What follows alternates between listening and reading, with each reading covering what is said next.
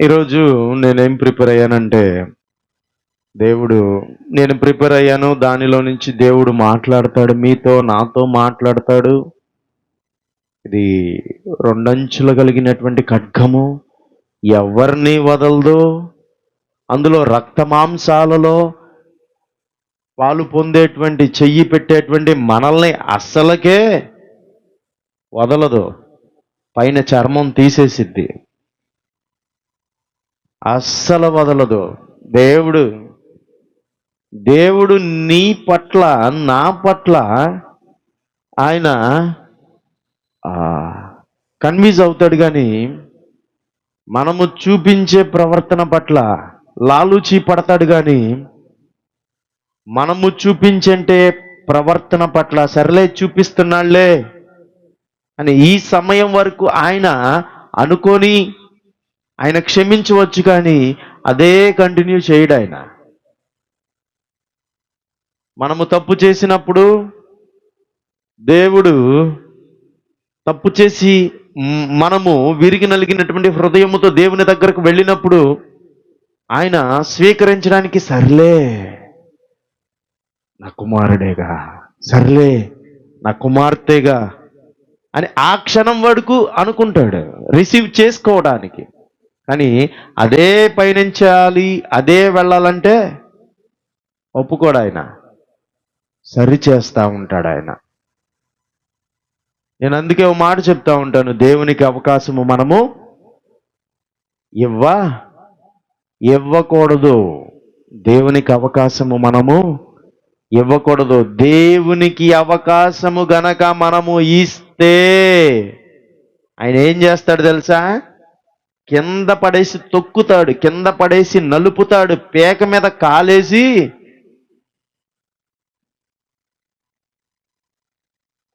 తొక్కి నారదీస్తాడు ఆయన. కానీ వదలడు, సరి చేస్తాడు. సరి చేస్తాడు ఆయన. అంతేగాని ప్రాణము తీయుడు కదా అని నువ్వు మరలా అవకాశం ఇవ్వకూడదు. దేవునికి ఇస్తే దేవుడు ఎదురు చూస్తూ ఉంటాడు. మీరు అనుకుంటా ఉంటారు మీ కొరకు అపవిత్రాత్మలు, లేకపోతే అంధకార సంబంధమైనటువంటి దేవదూతలు, దురాత్మలు, పైనుంచి త్రోయబడినటువంటి దేవదూతలు ఎదురు చూస్తాయి అనుకుంటా ఉంటారు. వాటిని ఎదురు చూపించేది ఎవరో తెలుసా? ఎవరు? దేవుడే సెట్ చేసేస్తాడు. రన్ తీసేటప్పుడు, క్రికెట్ బాల్ బ్యాట్ కొట్టిన తర్వాత రన్ తీసేటప్పుడు కరెక్ట్గా ఆ రన్లోకి వెళ్ళేటప్పుడు బ్యాట్ ఇట్లా పెట్టడానికి ఎదురు చూస్తూ ఉంటాడు కదా, అలాగ ఎదురు చూస్తూ ఉంటాడు. దేవుడే ఎదురు చూస్తూ ఉంటాడు, సాతానుడు కాదు. దేవుడే ఎదురు చూస్తూ ఉంటాడు. వాటికి ఆజ్ఞాపించి ఎదురు చూపిస్తూ ఉంటాడు దేవుడు. అర్థం చేసుకోండి, ఇది దేవుని వాక్యము సుత్తి వంటిది, చాకలివాణి సబ్బు వంటిది. సరవ్వాల్సిందే, మనల్ని అస్సలు వదలడం.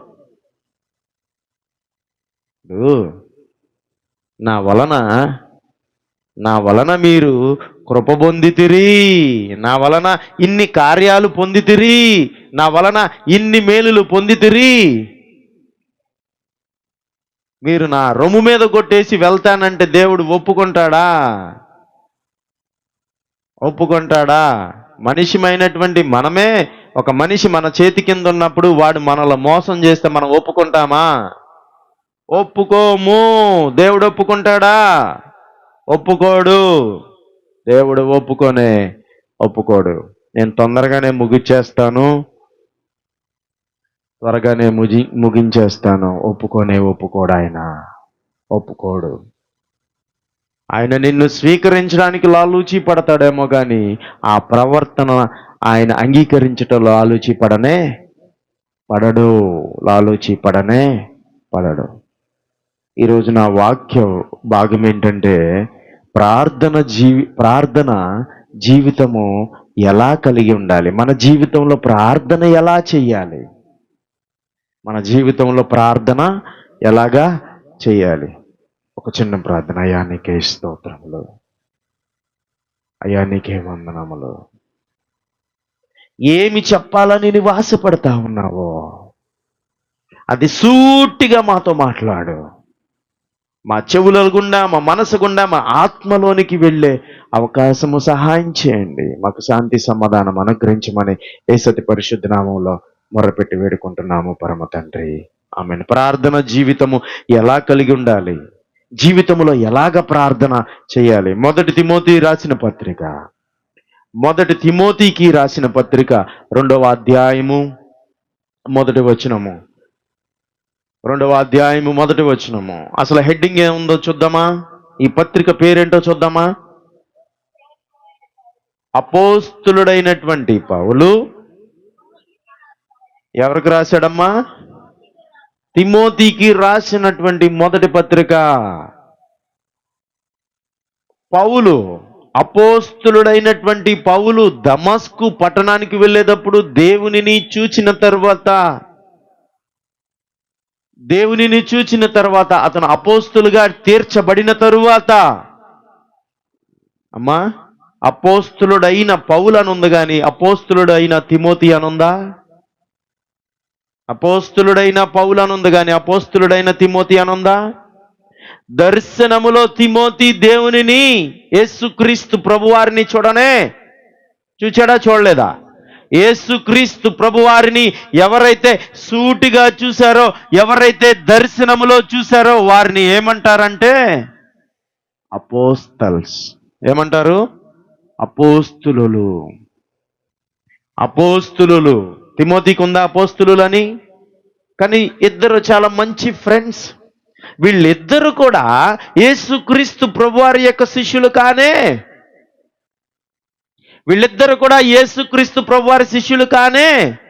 కాదు. కానీ అపోస్తులుడైన పౌలు ఎలా చూశాడు దేవునిని? యేసుక్రీస్తు ప్రభువారిని ఎలా చూశాడు? దర్శనమందు. దమస్కు పట్టణానికి వెళ్ళేటప్పుడు దర్శనమందు, పౌలా నన్నేలా హింసించుచున్నావని మాట్లాడాడు దేవుడు. తిమోతికి ఎప్పుడు దర్శనం కలగలేదు. డైరెక్ట్గా యేసుక్రీస్తు ప్రభువారు ఆయనకి కనబడలేదు. అందుకోసమనే అపోస్తులుడైనటువంటి పౌలు తిమోతికి ఒక సంఘాన్ని అప్పచెప్తా ఉంటాడు. ఆ అప్పచెప్పబడినటువంటి సంఘములో కొన్ని లోటుపాట్లు ఉంటాయి. ఇప్పుడు మన సంఘంలో లోటుపాట్లు ఉన్నాయా లేవా?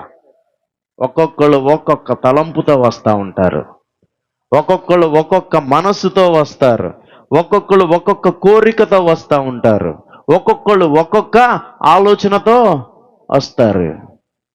అసలు బ్లండర్ అసలు చూడండి, నిజమైనటువంటి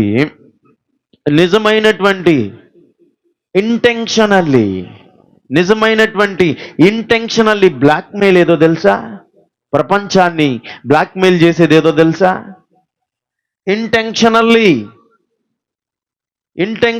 ప్రపంచాన్ని బ్లాక్మెయిల్ చేసేది ఏంటో తెలుసా? ఒక్క విషయం మాత్రమే. ఏంటిదో తెలుసా? అది దేవుడు. కానీ దేవుడు హీఈస్ నాట్ ఇంటెన్షనల్లీ బ్లాక్మెయిలర్. దేవునిని అడ్డం పెట్టేసి అందరూ, అన్ని కులాలు, అన్ని మతాలు, అన్ని తెగలు, అన్ని జాతులు అందరూ దేవునిని ఎదరబెట్టేసి తమ వైపు జనములను తిప్పుకొనడానికి, తమ వైపు మనుషులను తిప్పుకోవడానికి బ్లాక్మెయిల్ చేస్తూ ఉంటారు. తెలుసా మీకు? ఎప్పుడైతే మనము బ్లాక్మెయిల్ అయ్యామో, ఎప్పుడైతే మనము భయపడతామో, ఆటోమేటిక్గా ఏం చేస్తాం తెలుసా? మన సమయాన్ని ఇచ్చేస్తాం, మన డబ్బుని ఇచ్చేస్తాం, మనకున్నది ఇచ్చేస్తాం. ఎవడన్నా మనం బ్లాక్మెయిల్ చేస్తే మనం ఇచ్చేది అయ్యేగా. ప్రాణం ఇవ్వమంటే ఇస్తామా? కానీ జీవము కలిగినటువంటి దేవుడు మాత్రము హీఈస్ నాట్ ఎ బ్లాక్మెయిలర్. యేసు బ్లాక్మెయిలర్ కాదు. మన దేవుడు నిజమైనటువంటి దేవుడు. మన దేవుడు blackmailer. He is not a blackmailer. కానీ కొంతమంది సేవకులు కూడా కొంతమంది సేవకులు కూడా ఏం చేస్తారు తెలుసా? దేవునిని బట్టి బ్లాక్మెయిల్ చేస్తూ ఉంటారు. జాగ్రత్త, జాగ్రత్త. అయితే పౌలు ఎవరికి రాస్తా ఉన్నాడో తెలుసా? తిమోతికి రాస్తా ఉన్నాడు. అపోస్తులుడైన పౌలు తిమోతికి వ్రాసిన, అంటే ఇంకా పత్రికలు ఉన్నాయనే కదా, ఉన్నాయా లేవా? మొదటి పత్రిక ఏమని రాస్తా ఉన్నాడు చూడండి. నీవు ప్రార్థన ఎలాగ కలిగి ఉండాలి నీ సంఘములో? నీవు ప్రార్థన నీ విశ్వాసులతో క్రీస్తుని సొంత రక్షకునిగా అంగీకరించినటువంటి నీ సంఘములో ఉన్నటువంటి విశ్వాసులు ఏ ప్రార్థన కలిగి ఉండాలి? వస్తున్నానా? నేను మీ దగ్గరకు వస్తున్నానా? అర్థమవుతుందా? అర్థం అవట్లేదా? మీరు నిస్సంకోచంగా చెయ్యి పైకెత్తి నన్ను సమస్యలను అడగవచ్చు. దీనిలో ఈ వాక్య భాగంలో ఉన్నటువంటి ప్రశ్నలను అడగవచ్చు. నేను ఖచ్చితంగా చెప్తా. నేను గనక ఖచ్చితంగా చెప్పకపోతే ఇక్కడ నుంచోడానికి నాకు అర్హత లేనే. నిస్సంకోచముగా నన్ను ప్రశ్న వేసి అడగొచ్చు. పౌలు ఎందుకు అపోస్తులుడయ్యాడు? అడగండి నన్ను. తిమోతి ఎందుకు అవ్వలేదు? పౌలు ఎందుకు అయ్యాడు? తిమోతి ఎందుకు అవ్వలేదు? ఎలా వచ్చిద్ది స్వస్థత నీ దగ్గరికి? ఎలాగొచ్చిద్ది ఆశీర్వాదము నీ దగ్గరికి? It's not a matter. అది అసలు సంగతే కాదు దేవునిలో ఆశీర్వాదము, స్వస్థత. ఎలాగొచ్చిద్ది? నీ విశ్వాసమే నిన్ను. ఎవరి విశ్వాసం? ఏం కలిగి ఉన్నాడు పౌలు? దర్శనము కలిగే అంత విశ్వాసము కలిగి ఉన్నాడు. అంటే ఆటోమేటిక్గా తిమోతికి లేనట్లే కదా. ఎవడో చెయ్యేసి ప్రార్థన చేస్తే అవ్వదు. ఎవడో చెయ్యేసి ప్రార్థన చేస్తే అవ్వదు.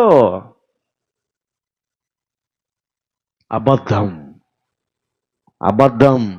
నీ విశ్వాసమే నిన్ను స్వస్థపరిచిద్ది అన్నాడా? లేకపోతే నీ కాపరి విశ్వాసమే నిన్ను స్వస్థపరిచిద్ది అన్నాడా? నీ విశ్వాసము గనుక దానిని స్వస్థపరచబడకపోతే నీ విశ్వాసము వలన కాపరి దగ్గరికి వెళ్ళి ఆయన యొక్క విశ్వాసము తీసుకొని ఏం చేయాలి? ప్రార్థన చెయ్యాలి. అందుకోసమేను కదా, 2-3 ఎవరైతే నా నామమున కూడి ఉంటే వాళ్ళ మధ్యలో నేను ఉంటాను, వారి ప్రార్థన నేను. ఆ ప్రార్థన మరలా న్యాయమైనదై ఉండాలి. ఎలాగుండాలి? న్యాయమైనదై ఉండాలి. మరి కాపర విశ్వాసం గొప్పది కదా అండి. కాపర దగ్గరికి వెళ్ళి ప్రార్థన చేస్తే వచ్చేస్తుందా? రాదు. తగు సమయము.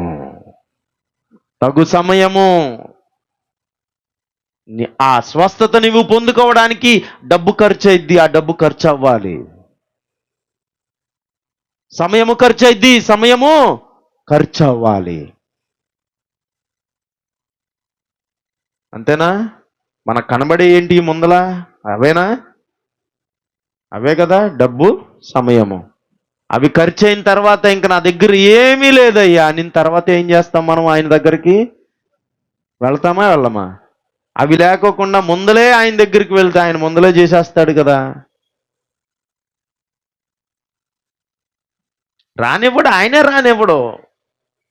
ఆయనే రానివ్వడు. ఆయన సర్వంతర్యామి. ఆయన ఏంటి? సర్వంతర్యామి. ఆయన సర్వంతర్యామి. ఆయన నిన్ను ఇక్కడ ఈ కోట్లో తంతే అక్కడ ఆ కోట్లో ఉండేది ఎవరు? ఆయనే. ఇక్కడ తంతాడు, అక్కడ ఏం చేస్తాడు? ఎత్తుకొని ముద్దు పెడతాడు ఆయన పిర్రగిల్లి జోల పడతాడు ఆయన. అర్థమవుతుందా? అవకాశం ఇస్తే అవకాశము ఇస్తే ప్రార్థన జీవితం ఎలా కలిగి ఉండాలి? 1 తిమోతికి రాసిన పత్రిక 2వ అధ్యాయం 1వ వచనం చదువుదాం, చూడండి. మనము సంపూర్ణ భక్తియు మాన్యతయు కలిగి నెమ్మదిగాను సుఖముగాను బ్రతుకు నిమిత్తము అన్నిటికంటే ముఖ్యముగా మనుషులందరి కొరకును, రాజుల కొరకును, అధికారులందరి కొరకును విజ్ఞాపనములను, ప్రార్థనలను, యాచనలను, కృతజ్ఞతాస్తుతులను చేయవలనని హెచ్చరించుచున్నాను. ఇది మంచిదియు మన రక్షకుడగు దేవుని దృష్టికి అనుకూలమునైనదియునై ఉన్నది. ఆయన మనుషులందరూ రక్షణ పొంది సత్యమును గూర్చిన అనుభవ జ్ఞానము గలవారై ఉండవలనని ఈశ్చయించుచున్నాడు. దేవుడొక్కడే దేవునికిని నరులకును మధ్యవర్తియు ఒక్కడే, ఆయన క్రీస్తు యేసును నరుడు. ఇక్కడ తిమోతికి రాస్తా ఉన్నాడు పౌలు, అపోస్తులుడు అయినటువంటి పౌలు. అయ్యా తిమోతి, సంఘములో కొంతమంది వాళ్ళకి ప్రార్థన చేయటము కూడా వారికి రావట్లేదు. వాళ్ళకి అసలు యేసుక్రీస్తు ప్రభువారు నేర్పించినటువంటి ప్రార్థన కూడా వారికి రావట్లేదు. కానీ మీరు బుడబుడ తీసుకొని వెళ్ళి ఏం చేశారు? బాప్తీసం తీసుకున్నటువంటి వారి గురించేగా మాట్లాడేది, అన్యుల గురించి మాట్లాడుతున్నాడా? బుడ ముంచేశారు, లేపేశారు. వాళ్ళకి అసలు ప్రార్థన చేయడం కూడా రావట్లేదు తిమోతి. వారికి అసలు ప్రార్థన కూడా చేయటం రావట్లేదు తిమోతి అని తిమోతికి తెలియకోకుండా ఎవరో చెప్పుంటారు కదా పౌలుకి. అంతేనా? ఇది తిమోతికి ఒక ఆజ్ఞ వచ్చిందంటే, తిమోతికి ఒక సలహా వచ్చిందంటే, తిమోతికి తెలియకోకుండానే కొంతమంది రహస్యంగా ఎవరికి చెప్పుంటారు? పౌలుకు చెప్పుంటారు కదా. పౌలు ఏం చేశాడు? దానిని అఫీషియల్గా ఏం చేశాడు? ఒక పత్రిక రూపంలో తిమోతికి రాశాడు. అంటే చూడండి, సంఘములో తిమోతి సంఘములో కూడా సంఘాన్ని కట్టినటువంటి కాపరికి పౌలుకి ఏం చేస్తా ఉన్నారు? మెసేజ్ ఫార్వర్డ్ చేస్తా ఉన్నారు. కొంతమందికి ప్రార్థన చెయ్యకపోవటం కూడా రాలేదు, అయినా కానీ తిమోతి ఏం చేస్తున్నాడు? ఇచ్చేస్తున్నాడు. పౌలా అంటే పౌలు తిమోతికి రాస్తా ఉన్నాడు. అర్థమవుతుందా? ఈ పత్రిక రాయటంలో అంత మ్యాటర్ ఉందా లేదా? అంత సందర్భం ఉందా లేదా? ఉంటేనేగా రాసేది, లేకపోతే ఇదొక సమస్య కాదా? ఈ సమస్యకి ఏం చేస్తా ఉన్నాడు తిమోతి? అలా కాదు, నీవు ఇలాగా చెయ్యమని చెప్తా ఉన్నాడు. మనము సంపూర్ణ భక్తియు మాన్యతయు కలిగి, సంపూర్ణ భక్తియు, సంపూర్ణం అంటే ఏంటి చెప్పండి? సంపూర్ణము, పూర్తిగా. ఎలా లడ్డు తయారు చేస్తావు నువ్వు? గుండ్రంగా, సంపూర్ణముగా, గుండ్రముగా, శేషము లేకోకుండా సంపూర్ణ భక్తియు. చూడండి, సంపూర్ణము ప్లస్ పక్కన భక్తి, సంపూర్ణ భక్తి ఏంటంట? నీ దేవుడైనటువంటి యెహోవాను నీ పూర్ణ హృదయముతో, సంపూర్ణ హృదయముతో. వచ్చిందా రాలేదా?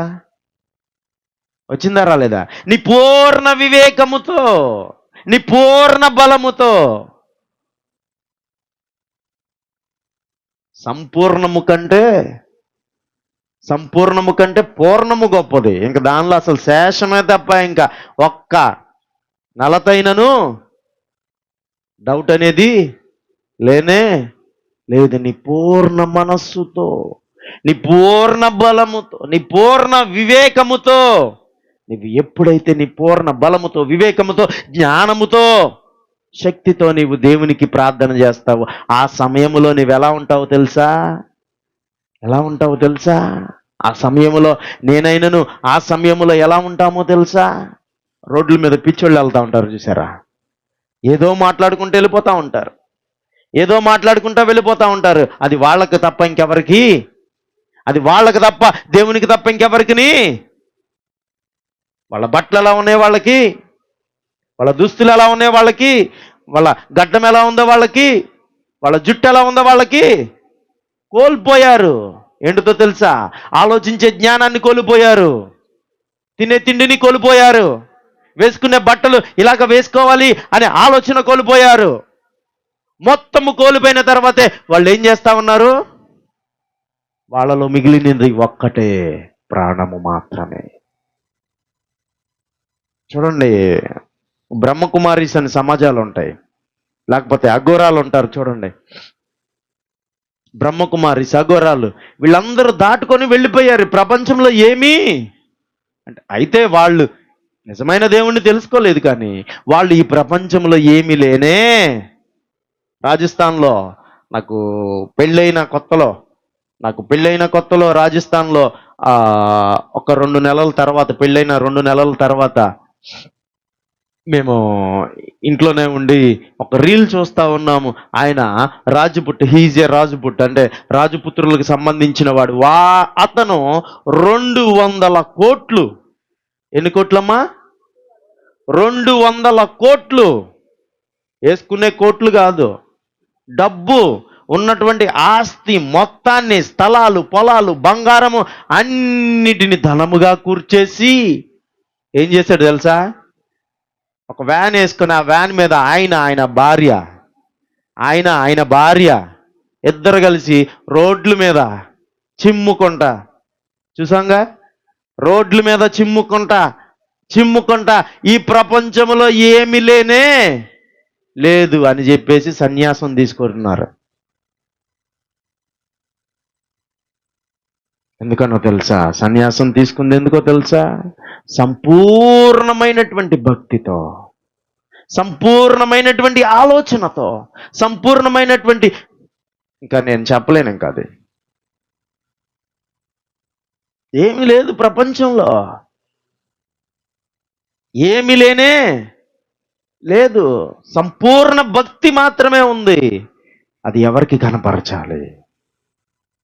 దేవునికి మాత్రమే. నువ్వు చచ్చిపోతే నీ భర్త వస్తాడా నీ వెనకాల? నీ పేగు తెంచుకొని వచ్చాడు బయటికి, నీ కొడుకు నీ కూతురు వస్తారా నీ వెనకాల? వస్తారా చెప్పండి? ఎవ్వరు రానే. నా బోధ ఒకటే, మీరు 4 గోడల మధ్యలో ఉన్నా సరే, మీరు రక్త సంబంధులైనను సరే, ఈ భూమికి ఆత్మీయంగా ప్రతి ఒక్కరూ ఏంటిది? ఆత్మీయంగా ప్రతి ఒక్కరూ పొరుగువారే. ఆత్మీయంగా ప్రతి ఒక్కరు పొరుగువారే. నీ గురించి నీవు ఆలోచించుకో, నీ గురించి నీవు పరలోకం వెళ్ళాలంతే. అందుకోసమనే కదా లాజరు పరదైసులో అబ్రహాము రొమ్ము మీద ఆనుకున్న తర్వాత ధనవంతుడు ఏమంటున్నాడో తెలుసా? ఏమంటున్నాడు? అబ్రహామా, నాకు ఇంకా సహోదరులు ఉన్నారు, ఆ లాజర్ని పంపించయ్యా. ఏమంటా ఉన్నాడు? ఆ లాజర్ని పంపించయ్యా. అందుకోసమనే చూడండి, యేసుక్రీస్తు ప్రభువారి దగ్గరికి శాస్త్రులు, పరిసయ్యులు వచ్చి ఒక మాట అడుగుతాడు. అయ్యా, ఒకడున్నాడు, ఒకడున్నాడు, వాడికి భార్య కలిగి ఉన్నాడు. ఆ భార్య కలిగి ఉన్న తర్వాత వాడు చనిపోయాడు. మోషే నియమించినటువంటి ధర్మశాస్త్రము ప్రకారము వాడు చనిపోయిన తర్వాత అతని తమ్ముడు పెళ్లి చేసుకున్నాడు. వాడు చనిపోయాడు, వాడి తమ్ముడు పెళ్లి చేసుకున్నాడు. వాడు చనిపోయాడు, ఇంకొకడు పెళ్లి చేసుకున్నాడు ఆమెని. అయితే మనము ఎత్తబడిన తర్వాత పరలోకములో ఈమె ఎవరికి భార్యగా ఉంటది అనినప్పుడు ఏసేమంటాడు తెలుసా? ఇక్కడ మాత్రమే రక్త సంబంధము పరలోకములో లేనే లేదు. పరలోకములో సంబంధాలు లేవు. ఇక్కడే నీవు పెట్టుకొని జీవిస్తా ఉన్నాం, నేను పెట్టుకొని జీవిస్తా ఉన్నాం. కానీ ఒకటి, మన బాధ్యత మన పిల్లల పట్ల నెరవేర్చాలి. మన బాధ్యత మన పిల్లల పట్ల మనము నెరవేర్చాలి. సంపూర్ణ చదవాలి చూడండి, సంపూర్ణ భక్తియు మాన్యతయు. మాన్యత అంటే ఏంటో తెలుసా మీకు? మాన్యత అంటే తెలుసా? మాన్యత అంటే తెలుసా మీకు? చెప్పాలి, చెప్పాలి, గట్టిగా చెప్పండి. మాన్యత, ఇట్స్ నాట్ ఏ ప్యూరిటీ. మాన్యత. మీరు ఎప్పుడైనా ప్రధానమంత్రి లేకపోతే గవర్నర్ లేకపోతే రాష్ట్రపతి పదవిని అధిష్ఠించేటప్పుడు, పదవిని తీసుకునేటప్పుడు రాష్ట్రపతిని అయితే ప్రధానమంత్రిని అయితే రాష్ట్రపతి, ఓకేనా? లేకపోతే రాష్ట్రపతిని సుప్రీంకోర్టు ప్రధాన న్యాయమూర్తి, లేకపోతే సుప్రీంకోర్టు న్యాయమూర్తి రాష్ట్రపతిని, ఇలాగా పదవి చేపట్టేటప్పుడు, స్వీకరించేటప్పుడు ఇలాగా టేబుల్ ఉంటుంది కదా, టేబుల్ దగ్గర పక్కన ఒక ఆయన నుంచొని ఐ అంటాడు, మాన్యశ్రీ నారా చంద్రబాబు నాయుడు, మాన్యశ్రీ శ్రీ నరేంద్ర మోడీ. ఇదే కదా మాన్యం అంటే. ఇప్పుడు చెప్పండి, మాన్య అంటే ఏంటి? వచ్చేసావు అక్క. మాన్యత అంటే గౌరవము. మాన్యత అంటే గౌరవము. చూడండి, మనము సంపూర్ణ భక్తియు మాన్యతయు కలిగి నెమ్మదిగాను సుఖముగాను బ్రతుకు నిమిత్తము అన్నిటికంటే ముఖ్యముగా. ఆగుదామమ్మా, మీరందరూ కూర్చున్నారు కదా. ఇప్పుడు ఇక్కడ సంపూర్ణ భక్తియు మాన్యత కలిగి నెమ్మదిగాను సుఖముగాను. ఇప్పుడు మీలో ఒక్క నిమిషంలో బీపీ పెంచాను, మీలో పెంచనా? మీకు నేను మిమ్మల్ని ఏమన్నా, ఒక్క నిమిషంలో బీపీ పెంచుతాను. చూడండి, నువ్వు కాళ్ళు చెప్పుకొని ఉన్నావు కదమ్మా, కాళ్ళు అటు ఇటు ఊపు. మీరు కూర్చొని ఉన్నారు కదా, కాళ్ళు ఓపండి, ఓపాలి. 1 minute ఓపండి. మీకు తెలిసి దోపండి, ఓపండి.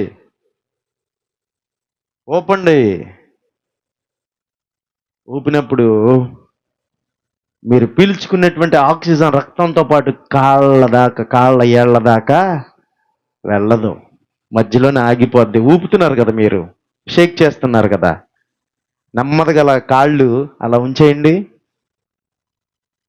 పీస్ఫుల్ అయిపోతారు. చూడండి, అయ్యే రావలేదా? సముద్రం మీద అలలో పీస్ఫుల్గా ఉన్నట్టున్నారా లేదా? మీరు ఊపినంతసేపు మీ బీపీ పెరిగిపోద్ది. మీరు సమస్యలతో శోధనలతో ఉన్నప్పుడు ఇలాగే ఉంటారు. మీరు ఇరుకులతో ఇబ్బందులతో మీ కన్నీరు మీ కళ్ళ వెంబడి ఉన్నప్పుడు ఇలాగే ఉంటారు. అయినను ఎలాగుండాలంట మనం? నిమ్మకు నీరు పట్టినోళ్ళలాగా అలాగా. అందుకోసమని యోబుతో తన పరిచారకులు, యోబా ఇక్కడ నీ కుమారులు చనిపోయారు, యోబా ఆ గొడ్లు ఆ గోదలు అవన్నీ ఒకే రోజు వచ్చి పడిపోతే ఒక్క రోజులో బయటకు వచ్చేసాడు యోబు. ఒక్క రోజులో బయటకు వచ్చి, చూడండి, కొన్ని దినాల తర్వాత చిల్ల పెంకుతో గోక్కుంటా ఉన్నాడు, స్నానం లేక. చిల్ల పెంకులతో తన శరీరాన్ని గోక్కుంటున్నటువంటి, చిల్ల పెంకులతో శరీరాన్ని గోక్కుంటున్నాడా, ఆత్మను గోక్కుంటున్నాడా? దేని గోక్కుంటున్నాడు చెప్పాలి? శరీరాన్ని ఆత్మనా? శరీరాన్ని గోక్కుంటున్నటువంటి యోబుతో దేవుడు ఏం మాట్లాడతాడు తెలుసా? అక్కడ జరుగుతున్నటువంటి సందర్భం ఏంటో తెలుసా? అక్కడ ఆయన అనుభవిస్తున్నటువంటి స్థితి ఏంటో తెలుసా? అతను ఉన్నటువంటి పరిస్థితి ఏంటో తెలుసా? గోక్కోవటం. అతనికి ఏం కావాలి? అతనికి ముందల స్వస్థత కావాలి. తర్వాత ఏం కావాలి? బతకడానికి 4 చిల్ల పెంకులు కావాలి. కానీ గోక్కుంటున్నటువంటి యోబుతో మాట్లాడతాడు దేవుడు. ఏమన్నా తెలుసా?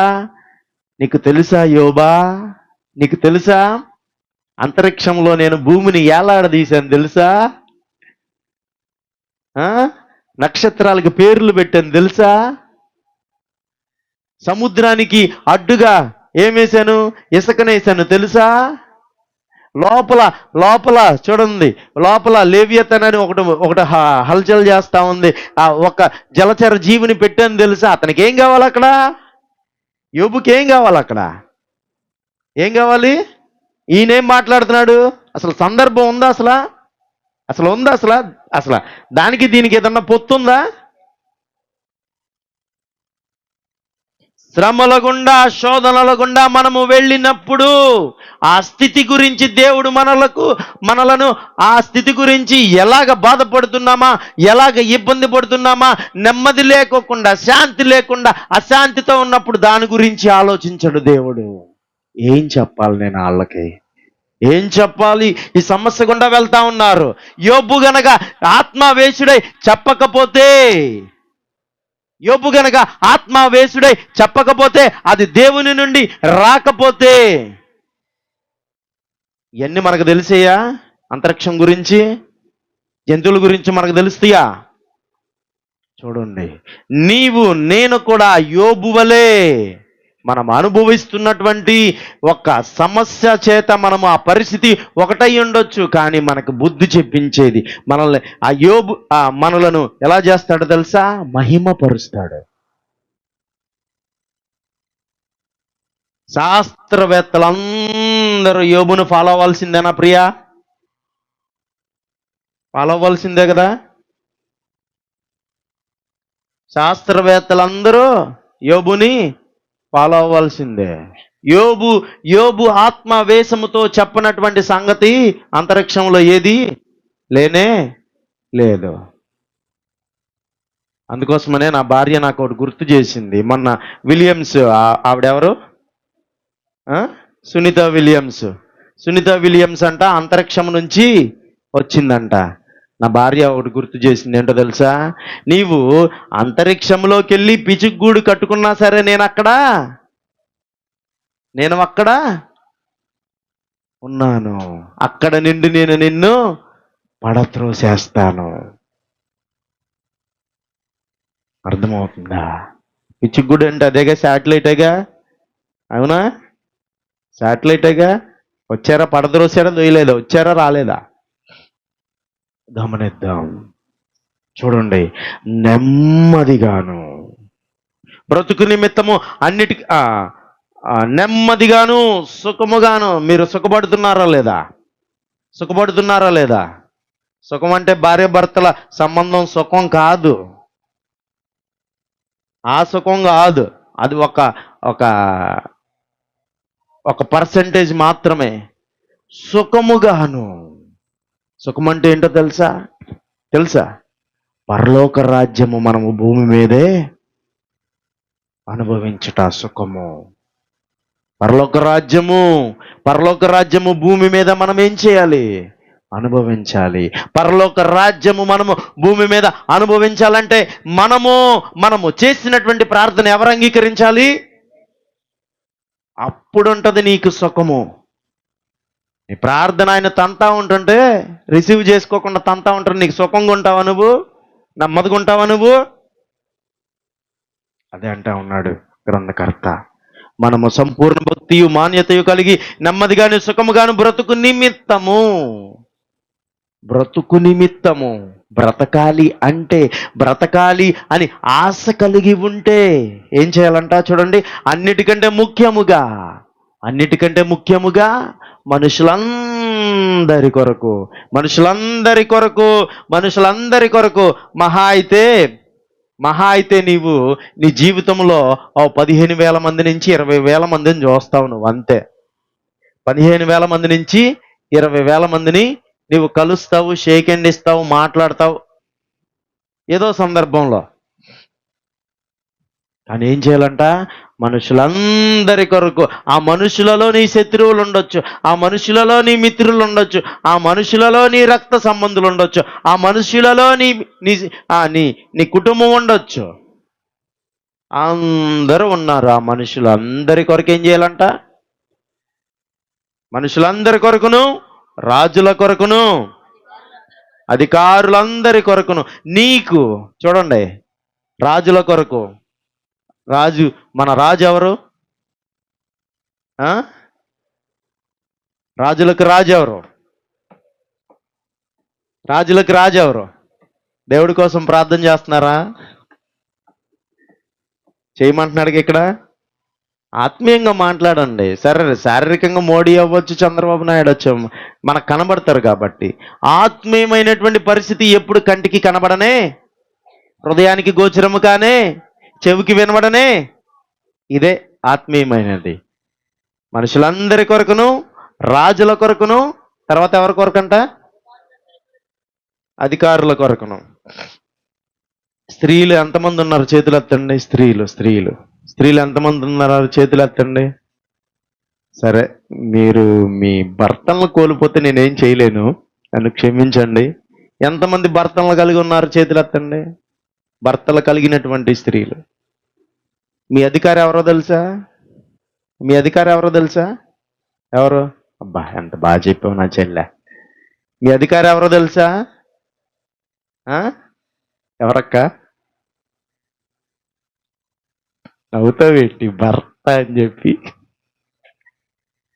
అయ్యో, మీ భర్తలు మీకు అధికారులు. మీ భర్తలు మీకు అధికారులు. వాళ్ళ కోసం మీరేం చేయాలి? ప్రార్థన చేయాలి. మీ భర్తలు మీకు ఏ విధంగా అయితే శిరస్సు అయి ఉన్నారో, కుటుంబానికి కూడా దేవుడు, మీ కుటుంబం, హోల్ కుటుంబానికి ఎవరు శిరస్సు? ఆయన అధికారి. అందుకోసమనే చూడండి, బైబిల్ గ్రంథంలో మాట ఉంటుంది, ఈ గృహమునకు అధిపతి. చూసారా? క్రీస్తు. క్రీస్తు, యేసు క్రీస్తు ఈ గృహమునకు. భలే, ఆ స్టిక్కర్లన్నీ ఎప్పుడు అతికిస్తారు తెలుసా? క్రిస్మస్కి, క్యారల్స్కి వస్తారు చూసారా, అప్పుడు టప్ అని అతికిస్తారు. ఎన్ని సంవత్సరాలు ఇవి ఉంటే గుమ్మానికి అన్ని క్యారల్స్ జరిగినట్టు. అదొక క్రేజ్, అదొక ఇది. మీ అధికారుల కొరకు ప్రార్థన చెయ్యాలి. చూడండి, రాజుల కొరకును, అధికారులందరి కొరకును విజ్ఞాపనములు. విజ్ఞాపనం అంటే చెప్పాలి. విజ్ఞాపనము. విజ్ఞాపన అంటే ఒక్కసారి సరిపోద్దా? నేను విన్నవించుకుంటున్నాను పద్దాకడ అడుగుతానంటే విన్నవించుకుంటున్నానంటే అది ఇంకా కిందకి దిగినట్టు కదా. విజ్ఞాపన ప్రతిరోజు అడగాలి. విజ్ఞాపన ప్రతిరోజు అడగాలి. మనుషులందరి కొరకు, రాజుల కొరకు, అధికారుల కొరకు విజ్ఞాపనములను, ప్రార్థనలను, యాచనలను. యాచన అంటే ఏంటో తెలుసా? యాచన అంటే చెప్పాలి. యాచన. అబ్బా, యాచించడం అంటే అడుక్కోవటం. యాచించడం అంటే అడుక్కోవడం. ప్రతి మనిషి దేవుని ఎదుట యాచించేవాడే. ప్రతి మనిషి దేవుని ఎదుట ఏదో సందర్భంలో, ఏదో విషయంలో, ఏదో సంగతిలో దేవుని ఏం చేయాలి? అడుక్కోవాలి. పచ్చిగా చెప్పాలంటే అడుక్కునే వాళ్ళం మనము ఎవరము? అడుక్కునే వాళ్ళం. నీ ఇంటి పక్కన కొంచెం పప్పువా, కొంచెం ఉప్పువా, కొంచెం టమాటాలు ఇవ్వ అంట మా అక్క అంటుంది. అయ్యా అయ్యా అయ్యా, చందనం బ్రదర్స్లో మంచి చీర యాడెళ్ళింది అయ్యా, అలాగా అయ్యా. అయ్యా అయ్యా, తప్పేమి లేదు అడుక్కొని తీసుకోవడంలో, తప్పేమి. దొంగతనం మాత్రం అడుక్కొని తినడంలో తప్పు ఉందా? అడుక్కునేవాడికంట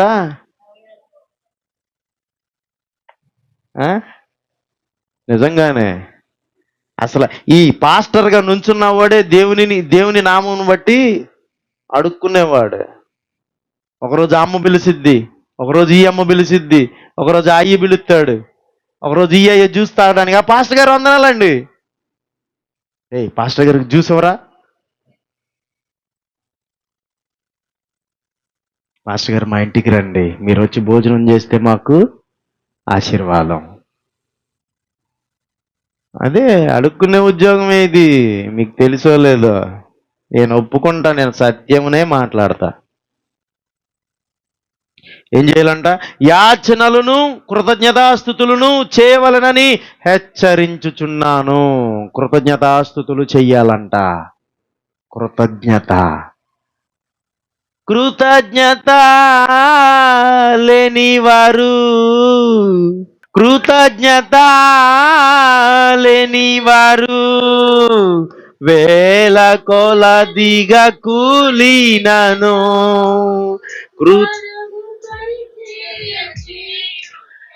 కృతజ్ఞత అనుభవము కలవారమై, అది ఉంటుంది, ఆ లైన్ ఉంటుంది అక్కడ. సారీ. కృప వెంబడి కృపను పొందేదం. పాడాలి, ఆ పాట తీయండి, భలే ఉంటుంది. నాన్న పాడతాడు ఈ పాట. యాత్ర ఇది ఆత్మీయ యాత్ర, యేసుతో నూతన యెరూషలేము యాత్ర. ఫస్ట్ గా కృతజ్ఞత అన్న తీయాలి. నూతన యెరూషలేము యాత్ర, ఆనంద యాత్ర, కృతజ్ఞత లేని వారు వేల కొలదిగా కూలినను. పాడదాం.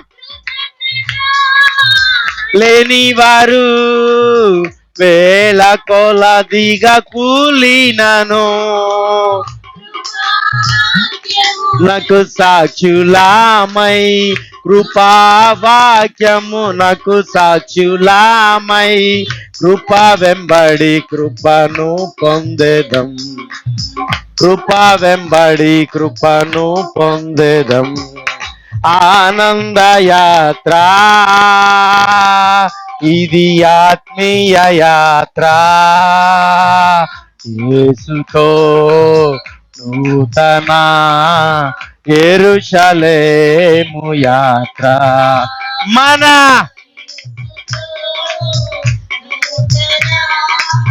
యెరూషలేము యాత్ర. హల్లెలూయా. యేసుక్రీస్తు ప్రభువారి దగ్గరికి ఒక 10 మంది శిష్యులు వస్తారు. 10 మంది శిష్యులుగా క్షమించండి. యేసుక్రీస్తు ప్రభువారి దగ్గరికి ఒక 10 మంది కుష్టి రోగము గల వారు వస్తారు. ఆ పరిస్థితులలో, ఆ సందర్భంలో, ఆ కాలంలో కుష్టి వ్యాధి అనేది శాపగ్రస్తమైనది. వారు ఊరు వెలుపల ఉండాలి. ఊరు వెలుపల నుండి ఆయన ఊరు వెలుపల దగ్గరికి వెళ్ళేటప్పుడు యేసుక్రీస్తు ప్రభువారి దగ్గరికి 10 మంది శిష్యులు వస్తారు. 10 మంది శిష్యులు వచ్చి మమ్మలను స్వస్థపరచండి అని యేసుక్రీస్తు ప్రభువారిని అడిగినప్పుడు ఆయన ఏం చేస్తాడు తెలుసా? మీరు ఆ నీటిలోకి, యోర్దాను నదిలోకి వెళ్ళి మీరు కడుక్కోండి. ఏం కడుక్కోండి? మీ శరీరాలను మీరు కడుక్కోండి. మీ శరీరాలను మీరు కడుక్కునేటప్పుడు మీకేమొస్తుంది? విశ్వాసముతో యోర్దాను దగ్గరికి వెళ్ళి యోర్దాను నదిలో మునిగి కడుక్కుంటా ఉంటుంటే వస్తుందంట. కడుక్కుంటా ఉంటుంటే వస్తుందంట. ఏంటిది వచ్చేది? ఏంటిది వచ్చేది? స్వస్థత. కడుక్కుంటుంటే వస్తుందంట స్వస్థత. వాళ్ళు బయటికి వచ్చి చక్కగా స్నానం చేసి వచ్చి తుడుచుకొని మరలా బట్టలు వేసుకొని గొప్ప శబ్దముతో దేవుని మహిమపరచుచు తిరిగి వచ్చి ఆయనకు కృతజ్ఞతాస్తుతులు చెల్లించుచు ఆయన పాదములు ఎదుట సాగిలపడెను. వాడు అమ్మ, అది కాదమ్మా.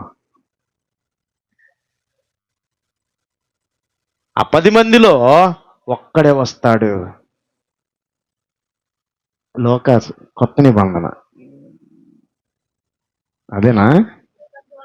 లోకాసు వార్త. సరే, 10 మందిలో అంటే వేరేది అయ్యి ఉండొచ్చు, నన్ను క్షమించండి. ఆ 10 మందిలో ఒకడే వస్తాడు క్రీస్తు దగ్గరకు వచ్చి, అయ్యా నేను ఉందది చదువు అది. అందుకు యేసు 10 మంది శుద్ధులైరి కారా? ఆ తమ్మండుగురు 10 మంది మీరు స్వస్థత పొందలేదా? ఈయనకి తెలీదా? ఈయనకి తెలీదా? తెలిసి కూడా అడుగుతా ఉన్నాడు. నీ గురించి నా గురించి తెలిసి కూడా తీసుకుని వెళ్తా ఉన్నాడు సమస్యలోకి, శోధనలోకి. నిన్న ఒక పాస్టర్ చెప్తా ఉన్నాడు. ఏం చెప్తా ఉన్నాడు తెలుసా? దేవునికి ప్రార్థన చేయి, నీ శోధన పోయిద్ది. దేవునికి ప్రార్థన చేయి, నీ దుఃఖము పోయిద్ది. దేవునికి ప్రార్థన చేయి, నీ నష్టము పోయిద్ది. ఏంటి పోయేది? బూడిద పోదు. నువ్వు ప్రార్థన చేస్తే నీ నష్టము ఇంకా ఎక్కువైద్ది. నువ్వు ప్రార్థన చేస్తే నీ దుఃఖము ఇంకా ఎక్కువైద్ది. నువ్వు ప్రార్థన చేస్తే నీ శోధన ఇంకా ఎక్కువైద్ది. ఎక్కువైద్ది కానీ అది నిన్ను ఏమీ చేయలేదు. అది నిన్ను కూడా తాకలేదు. అందుకోసమనే కదా కఠినముగా శిక్షిస్తాను గాని నేను మరణమునకు నిన్ను అప్పచెప్పను. నీవు నా ప్రియమైనటువంటి కుమారుడవు, నా కుమార్తెవు. నువ్వు ప్రార్థన చేసినా పోదది, ప్రార్థన చేయకపోయినా పోదది. నీ ఎదుట ఉంచబడినటువంటి పరుగు పందెం అది. పరిగెత్తవా నువ్వు? ఇక్కడ ఆపేస్తావా? అర్థం చేసుకుందాం. అయ్యా, సూర్యుడు నా మీద పడి నా ఒళ్ళు కమిలిపోతా ఉంది. సూర్యుడు నా మీద పడి నాకు చెమట పొక్కులు వచ్చినాయి. సూర్యుడి ఎండ నా మీద పడి నేను బహుగా చింతించుచున్నాను కనుక సూర్యుడిని ఆపయ్యా అంటే ఆపేస్తాడు ఆయన? ఏమంటాడు? చెట్టు కిందకెళ్ళి నుంచో నువ్వు, చెట్టు కింద వెళ్ళి నుంచో, లేకపోతే నీడలోకి వెళ్ళి నుంచో, అంతేగానేది నీకోసం సూర్యుడిని ఆపేస్తాడా? 9 నెలల గర్భంతో ఉంటారు స్త్రీలు. 9 నెలల గర్భంతో ఉన్నటువంటి స్త్రీ ప్రసవ వేదన గుండా వెళ్ళవలసిందే. ఎంత భక్తి పరురాలైనా సరే, స్త్రీలలో ఆశీర్వదించబడినటువంటి మరియ అయినా సరే ఆ నొప్పుల గుండా వెళ్ళవలసిందే. నొప్పుల గుండా నేను వెళ్ళలేకపోతా ఉన్నాను, ఈ నొప్పులు తీసేయంటే తీసేస్తాడా?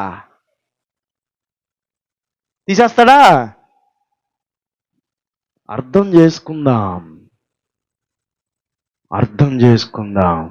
నీ శోధనను ఆయన తీసివేయడు. నీ రోగమును ఆయన తీసివేసే పాస్టర్ను చూపించండి నాకు. నేను ఒక 10,000 1,00,000 ఇచ్చి నా ఒంట్లో ఉన్నాయి తీపించుకుంటా.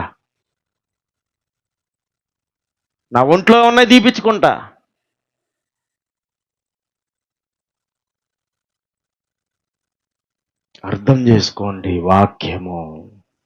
వాక్యాన్ని అర్థం చేసుకుందాం. ప్రార్థనలను, యాచనలు, కృతజ్ఞతాస్తుతులు చేయవలనని హెచ్చరించుచున్నాను. కృతజ్ఞతాస్తుతులను దేవుడు మీకు చేసినటువంటి మేలులను బట్టి, దేవుడు మీకు చేసినటువంటి క్రియలను బట్టి, దేవుడు మీకు చేసినటువంటి ఆత్మీయమైనటువంటి ఆనందము నిమిత్తము ఏం చేయాలంట? కృతజ్ఞతాస్తుతులు చెల్లించుచు. ఒక్కగానొక్క కుష్టి వ్యాధి గలవాడు.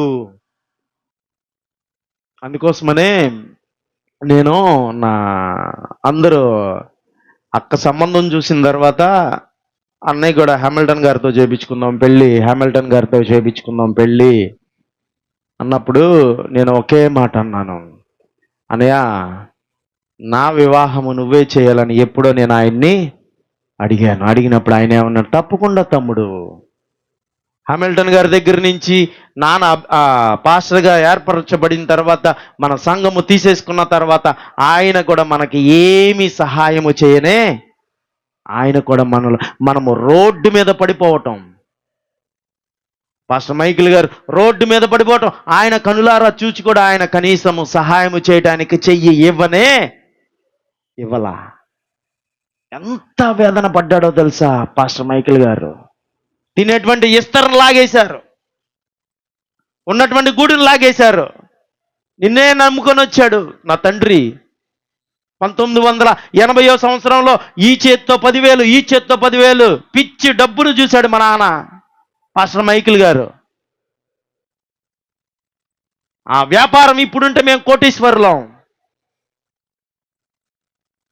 ఈ చేత్తో డబ్బు 90 మంది ఇదే ఇంట్లో పని చేయటానికి ఒక వ్యాపారం చేసేవాడు మా నాన్న, పాస్టర్ మైకిల్ గారు.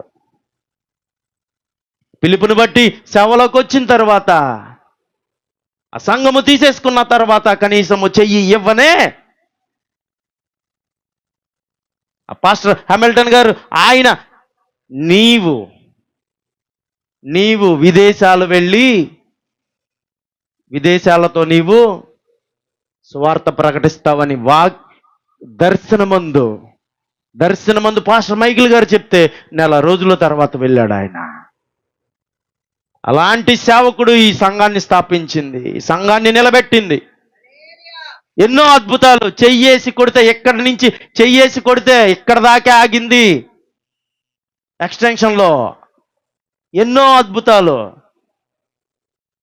ఆయన ప్రార్థన చేస్తే నాకు కొడుకు పుట్టాడు, ఆయన ప్రార్థన చేస్తే నాకు కూతురు పుట్టింది. ఎన్నో ఎన్నో ఎన్నో ఎన్నో.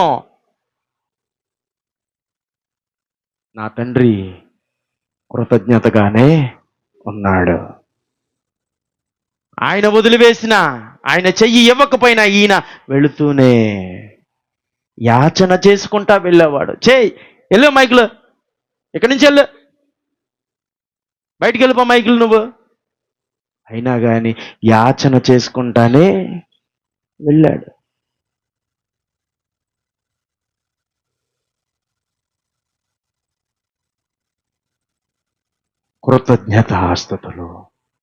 కృతజ్ఞతాస్తుతులు. ఈ సంఘములో ఈ మైకిల్ గారి ద్వారా ఎన్ని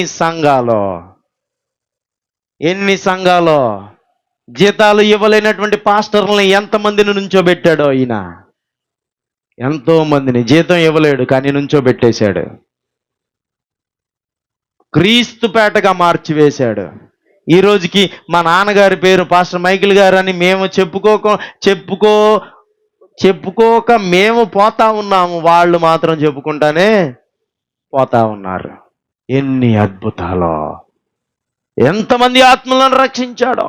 ఈ ఆత్మలను రక్షించే విషయంలో మా అమ్మగారు, పాస్టమ్మ గారు, చేపలను పట్టడం ఆమెకి చాలా సులువు, విశ్వాసులను పట్టడం చాలా సులువు. మా అమ్మకి వెన్నతో పెట్టిన విద్య. ఆమె మార్చుకొని వస్తే ఈయన ఏం చేసేవాడు? కాపరిగా కాస్తా ఉండేవాడు ఈయన. కృతజ్ఞతాస్తుతులు. నా వివాహం నువ్వే చేయాలనయా అన్నప్పుడు, వద్దులే తమ్ముడు చాలా మంది పాస్టర్లు ఉన్నారు కదా అన్నప్పుడు నేను ఇదే చెప్పాను. ఏంటో తెలుసా? అని యేసు క్రీస్తు ప్రభువారి దగ్గరికి 10 మంది కుష్ఠరోగులు వచ్చారు. ఆ 10 మందిలో వెనకాలకి కృతజ్ఞతతో యేసు దగ్గరికి ఒకడు వచ్చాడు, ఆ కుష్ఠరోగి. అది నేనెప్పుడు నిన్ను వదలనయ్యా అన్నప్పుడు ఆ ఒక్క మాటకు వచ్చి వివాహము చేశాడు. నా కొడుక్కి నువ్వే పేరు పెట్టాలి అన్నప్పుడు నా కొడుక్కి పేరు పెట్టాడు. మనకి ఈ సంఘము కట్టించింది ఆయనే. వేరే ఫారెన్ వాళ్ళ ద్వారా ఆయనే లింకప్. మేము ఉండటానికి ఆ గది కట్టించింది ఆయనే. కృతజ్ఞత. ఇంత చేసిన వాడిని నేనేం చేయాలి? నేను ఘనపరుచుకోవాలి. నాకు అవకాశం వచ్చింది, వివాహం అనే అవకాశం వచ్చింది. నేనేం చేయాలి? ఘనపరచాలి. కృతజ్ఞతాస్తుతులు చేయవలనని హెచ్చరించుచున్నాను. ఇది మంచిదియు మన రక్షకుడకు దేవుని దృష్టికి ఏమైందంట? దేవుని దృష్టికి అనుకూలమైనదై ఉన్నది. ఆయన మనుషులందరూ రక్షణ పొంది సత్యమును గూర్చిన అనుభవ జ్ఞానము గలవారై ఉండవలెనని ఇచ్చయించుచున్నాడు. ఆయనంట, ఎవరంట? క్రీస్తంట సత్యమును గూర్చినటువంటి అనుభవ జ్ఞానము గలవారమై, సత్యము దానికి రెఫరెన్స్ ఇస్తాను చూడండి. యోహాను రాసిన పత్రిక 14వ అధ్యాయము 6వ వచనం ఏమంటాడు తెలుసా? నేనే మార్గమును, నేనే సత్యమును, నేనే జీవమును. యోహాను సువార్త 8వ అధ్యాయము 45వ వచనము, నేను సత్యమునే పలుకుచున్నాను, నేను సత్యమునే పలుకుచున్నాను. అసత్యమును గూర్చిన అనుభవ జ్ఞానము గలవారమై, క్రీస్తును గురించినటువంటి అనుభవ జ్ఞానము గలవారమై. ఎప్పుడు వచ్చిద్ది మనకు అనుభవం?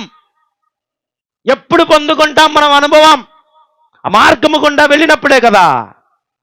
ఆ మార్గము గుండా వెళ్ళినప్పుడే కదా మనకు అనుభవం వచ్చేది. ఉట్టిగా వచ్చేస్తుందా? నువ్వు శ్రమ పొందితేనే కదా సువర్ణంగా మారేది. నువ్వు శ్రమ పొందేటప్పుడు నువ్వు సువర్ణంగా మారకోకుండా ఆ శ్రమను తీసివేసేస్తే నువ్వెప్పుడు మారుతావు సువర్ణంగా? సత్యమును గూర్చినటువంటి ఇది మంచిదియు మన రక్షకుడు దేవుని దృష్టికి అనుకూలమైనది ఉన్నది. ఆయన మనుషులందరూ రక్షణ పొంది సత్యమును గూర్చిన అనుభవ జ్ఞానము గలవారై ఉండవలెనని ఇచ్చేయించుచున్నాడు. నమ్మి బాప్తిస్మము పొంది ఆయన శరీరములో, ఆయన రక్తములో చెయ్యి పెట్టే ప్రతి ఒక్కడి గురించి మాట్లాడుతూ ఉన్నాడు దేవుడు. ఏమన్నా తెలుసా? సత్యమును గూర్చినటువంటి అనుభవ జ్ఞానము కలవారమై. ఎప్పుడు వచ్చిద్ది మనకి అనుభవం? ఆయన మార్గము గుండా వెళ్తేనే కదా, నీ సిలువ ఎత్తుకొని నువ్వు నడిస్తేనే కదా నీకు అనుభవం. యేసును గూర్చినటువంటి అనుభవ జ్ఞానము కావాలంటే ముందుగా నీవు సత్యము మాట్లాడాలి. సత్యము నీ నోట్లో నుంచి సత్యమే రావాలి. అదేగా చెప్పేది. సత్యము మిమ్ములను ఏం చేసిద్ది? స్వతంత్రులను. సత్యము మిమ్ములను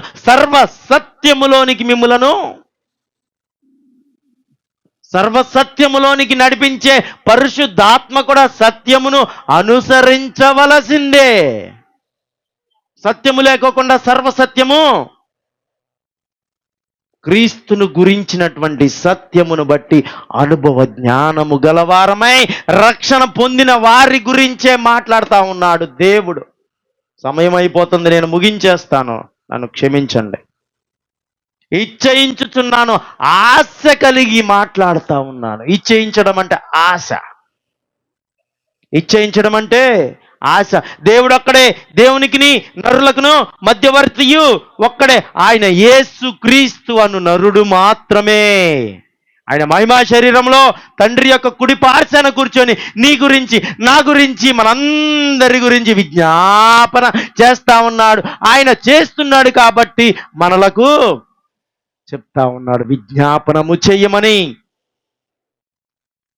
దేవుడు ఒక్కడే, దేవునికి నరులకు మధ్య వర్తియు ఒక్కడే, ఆయన క్రీస్తు యేసను నరుడు. ఈయన అందరి కొరకు విమోచన క్రయధనముగా తన్ను తానే సమర్పించుకొనెను. దీనిని గూర్చిన సాక్ష్యము యుక్త కాలమందు ఇయ్యబడును. యుక్త కాలమందు సరి అయిన చూడండి, ఈ వచనం కొంచెం లోతుకు వెళ్ళే వచనం, దీన్ని నేను స్కిప్ చేస్తా ఉన్నాను. ఈ సాక్ష్యం ఇచ్చుటకై నేను ప్రకటించు వాడను గాని, అపోస్తులుడను గాని, విశ్వాస సత్యముల విషయములో అన్యజనులకు బోధకుడను గాను.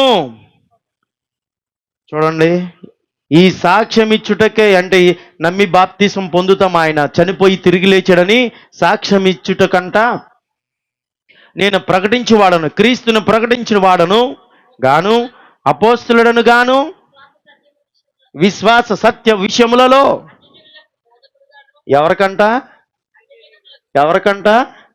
అన్యజనులుగా, లేకపోతే నమ్మి బాప్తిసం పొందిన వాళ్ళకా? కొంతమంది పాస్టర్లు ఏం చేస్తారో తెలుసా? కొంతమంది పాస్టర్లు వినాలి. నా తమ్ముడు వచ్చాడు, గణేష్ వచ్చాడు, చెయ్యి పైకెత్తయ్యా, సంఘం నిన్ను ఆహ్వానిస్తా ఉంది, ప్రతి వారం రా నువ్వు. నా బావ వచ్చాడు, సురేష్, చెయ్యి పైకెత్తయ్యా, ప్రతి వారం నిన్ను రమ్మని నేను ఆహ్వానిస్తా ఉన్నాను. వాళ్ళిద్దరే నా స్నేహితులు, మీకు తెలుసో లేదో. వాళ్ళిద్దరిని బండి మీద తీసుకెళ్తా, వాళ్ళిద్దరులో ఒకడు కనపడినా తీసుకెళ్తా, ఇద్దరు కనపడినా తీసుకుని వెళ్ళి టీ ఇప్పిస్తా. నాకు వాళ్ళే కావాలి, ఎందుకో తెలుసా? రోగికి మాత్రమే. ఎవరికి? రోగికి మాత్రమే, పాపికి మాత్రమే క్రీస్తు. రోగికి మాత్రమే ఏ మన సంఘంలో ఎంతమందిని దోచుకున్న ఆ పాస్టర్లు వాళ్ళిద్దరిని దోచుకోరే. వాళ్ళిద్దరిని దోచుకోమను, ఫ్రీగా ఇచ్చేస్తాను వాళ్ళని. వాళ్ళు వెళ్తానన్నా రావద్దంటారు వాళ్ళు. ఎందుకని?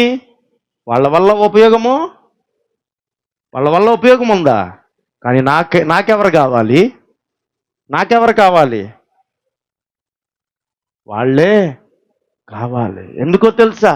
అన్యులకు సువార్త ప్రకటించుట కొరకు చెప్తా ఉన్నాడు. చూడండి, చదవమ్మా. సత్యముల విషయములో అన్యజనులకు బోధకుడను గాను నియమించబడితిని. నేను సత్యమునే చెప్పుచున్నాను, అబద్ధమాడటం లేదు. నేను సత్యమునే చెప్పుతున్నాను, అబద్ధము ఆడటము లేదు. చూడండి, దేవుడు నేను సమయాన్ని చాలా తినేశాను. మీ సమయాన్ని 12 అయిపోయింది, క్షమించండి నన్ను. ప్రార్థన చేయండి. సమయము చూడండి. నా సొంత మాటలు ఏమన్నా చెప్పాను? నా సొంత మాటలు చెప్పానా?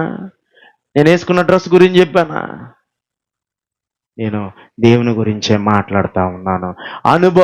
సత్యమును గూర్చినటువంటి అనుభవ జ్ఞానము కలవారమై మనము బ్రతకాలి. దేవుడు దాన్ని మన సంఘమునకు ఒక మంచి వాక్యాన్ని దేవుడు మనకి ఇచ్చాడు.